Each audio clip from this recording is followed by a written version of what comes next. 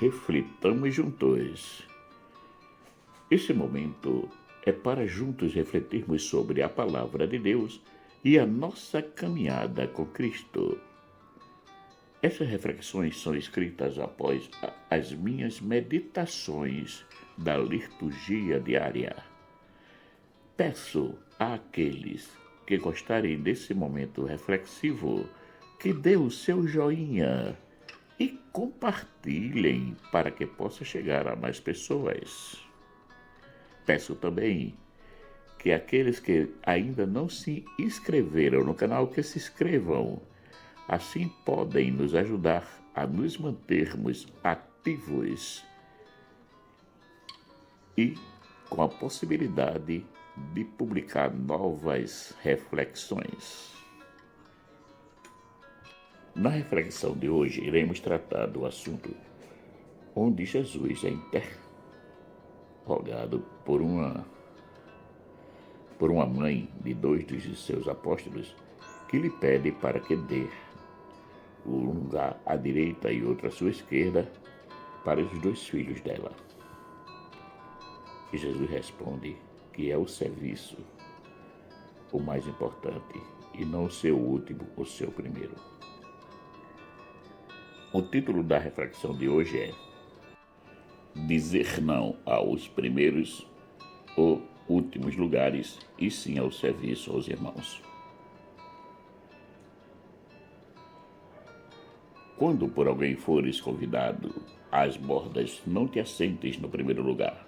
Não aconteça que esteja convidado outro mais digno do que tu, e vindo que te convidou, a ti e a ele te diga, dá o lugar a este.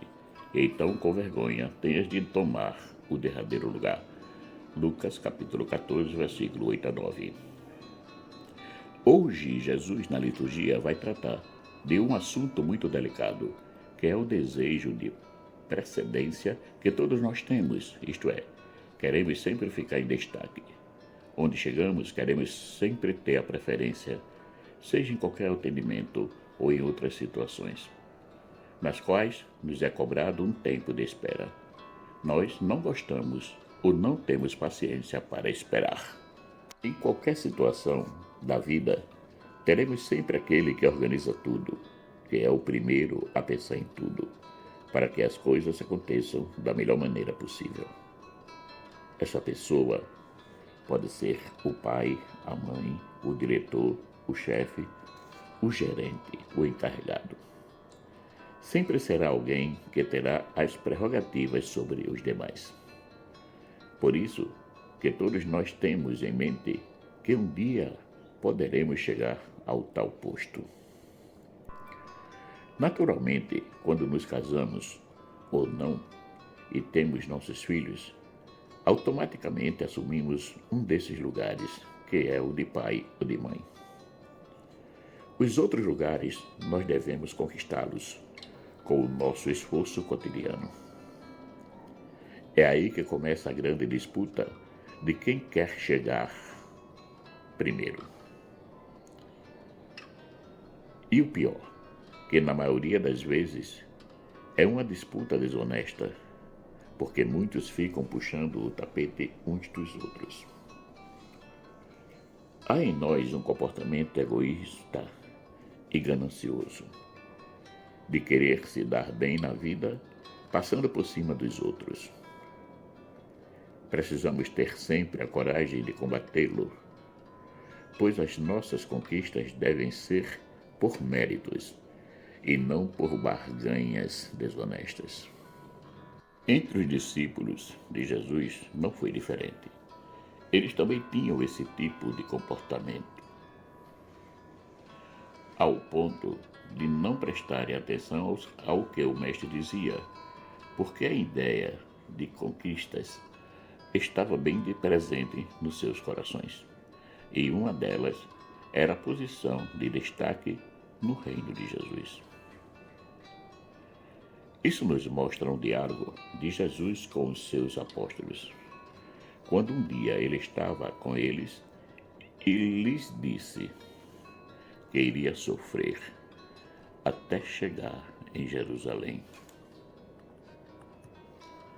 Eis que estamos subindo para Jerusalém, e o Filho do Homem será entregue aos sumos sacerdotes e aos mestres da lei. Eles o condenarão à morte e o entregarão aos pagãos para zombarem dele, para flagelá-lo e crucificá-lo, mas no terceiro dia ressuscitará. Mateus, capítulo 20, versículo 18, 19. Mas eles não estavam prestando atenção, pois as preocupações que tinham eram outras, e estavam em sintonia com o pedido que a mãe de dois deles iria fazer a Jesus. A mãe dos filhos de Zebedeu aproximou-se de Jesus com seus filhos e ajoelhou-se com a intenção de fazer o pedido. Manda que estes meus dois filhos se sentem no teu reino, um à tua direita e outro à tua esquerda. Mateus capítulo 20, versículos 20 e 21. Ao tomarem conhecimento de tal fato, os outros apóstolos ficaram irritados com a audácia da mãe dos filhos de Zebedeu, porque o que ela estava pedindo era a mesma coisa que eles desejavam. Só que ela se antecipou e chegou na frente deles. Quando os outros 10 discípulos ouviram isso, ficaram irritados contra os dois irmãos. Mateus capítulo 20, versículo 24. Isso acontece também conosco. Ao invés de prestarmos atenção ao essencial, ficamos dando voz aos nossos interesses e anseios e caímos na tentação de superar o irmão de qualquer jeito, sem lhe respeitar o direito de uma disputa digna e justa. Nós, seres humanos, temos dentro, no nosso coração, esse defeito. Pois assim como os apóstolos também temos esse desejo de um dia galgar o lugar ao sol. Quem de nós não sonha com um bom emprego e uma boa colocação nele? Diretoria, chefia, encarregado. Essa é a nossa natureza. Não podemos fazer diferente, ou melhor, sem uma ajuda, nada podemos fazer para mudar essa situação. Mas de onde nos poderá vir essa ajuda? Daquele que nos ensinou a sermos servos e patrões. Vós me chamais mestres e Senhor, e dizeis bem, porque eu sou. Logo se eu, vosso Senhor e Mestre, vos lavei os pés, também vós deveis lavar-vos os pés uns dos outros. Dei-vos o exemplo para que, como eu vos fiz, assim façais também vós. João, capítulo 13, versículo de 13 a 15. Somente Ele é capaz de nos fazer entender que o dar e o servir podem nos realizar e que, se servo ou patrão, não há diferença, os dois devem servir. Jesus é completamente o contrário dos valores que o homem cultiva em si. Vejamos, os apóstolos tinham como certeza que o Messias viria como um rei, uma majestade. Foi uma só decepção.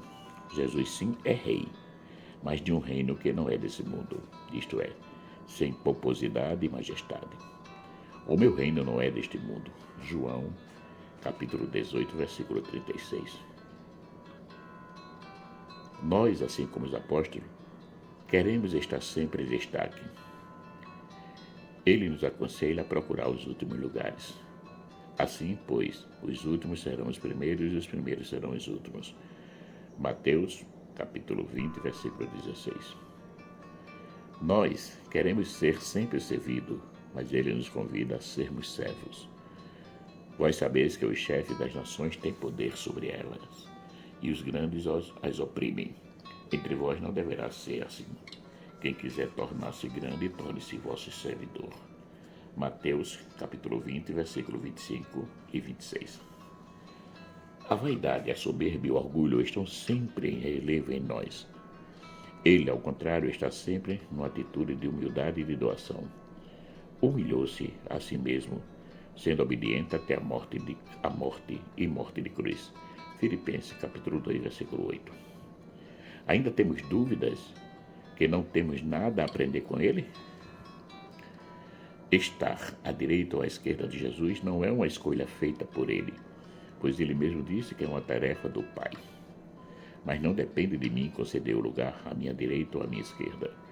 Meu Pai é quem dará esses lugares àqueles para os quais ele os preparou. Mateus capítulo 20, versículo 23. Como vemos, não depende de Jesus o nosso lugar à sua direita ou à sua esquerda. Depende de nós, pois só conseguirão tal triunfo aqueles que estiverem preparados, que procurarem amar a Ele e aos irmãos sem medidas. Deus vem sempre ao nosso encontro e nos convida a vivermos no amor. Será que estamos atentos ao essencial que esse convite nos faz? Ou estamos, como os apóstolos, pensando em outras coisas do nosso interesse? Caso a opção seja a segunda, todos os dias perdemos a oportunidade de entrarmos na fileira daqueles que irão sentar-se à direita ou à esquerda do Senhor Jesus. Deus nos prepara para isso, mas cabe a nós respondermos com toda a mente, com toda a alma e com todo o coração a sua vontade. Isto é, empenhar-se completamente e sem medidas ao amar o irmão concretamente. Afinal, qual é o nosso lugar? O nosso verdadeiro lugar é no serviço ao irmão, custe o que custar. Tem uma música de Ivan Lins que nos dá uma dica quanto ao se colocar como servo de todos e nos diz que apenas depende de nós. Depende de nós, quem já foi ou ainda é criança. Veja bem, Jesus disse que quem não se fizer criança, não entrará no reino de Deus. Quem acredita ou tem esperança, quem faz tudo para um mundo melhor. Isso mesmo, só depende de cada um de nós. É uma conquista individual e coletiva ao mesmo tempo. Individual, porque é cada um de nós que deve se esforçar para consegui-la. E é coletiva, porque sem o irmão não podemos amar. O irmão é o tu, que devemos sempre servir e amá-lo concretamente. A nossa vida em Deus e com Deus é como nos diz uma canção do Movimento dos Focolares, que tudo é um jogo de amor. E a canção diz isso. Sempre acendo meu lume, sempre se apaga. Por quê? Talvez queres dizer-me que é tudo um jogo de amor. Queria dar-te alguns dons, um vaso, encher de virtudes. Sempre está pobre este vaso, sempre vazia a minha casa. Toma, Senhor, o meu nada. Tudo o que sou, eu te dou. Como a criança que chora, olha para o alto e sorri. Ponho e reponho uma veste, como no jogo de amor. Sim, continuo a jogar. Isso me basta, porque já sei que tu vencerás. O que me importa é amar. Sempre procuro o teu vulto, sempre retorno a ti. Neste momento em que amo, colhe, Senhor, esta flor. Pus novamente a tua veste. Prossigo o jogo de amor. Então, estamos prontos a entrar nesse jogo de amor entre nós e Jesus? Como nos diz a canção, ele vencerá sempre, porque não se deixa vencer em generosidade, mas essa vitória que ele tem é fruto do nosso doar-se completamente ao seu desígnio, à sua vontade. No final, somos dois que saímos vitoriosos, porque, como já disse, ele não se deixa vencer em generosidade. Portanto, a sua vitória também é a nossa. Marcos Laurentino.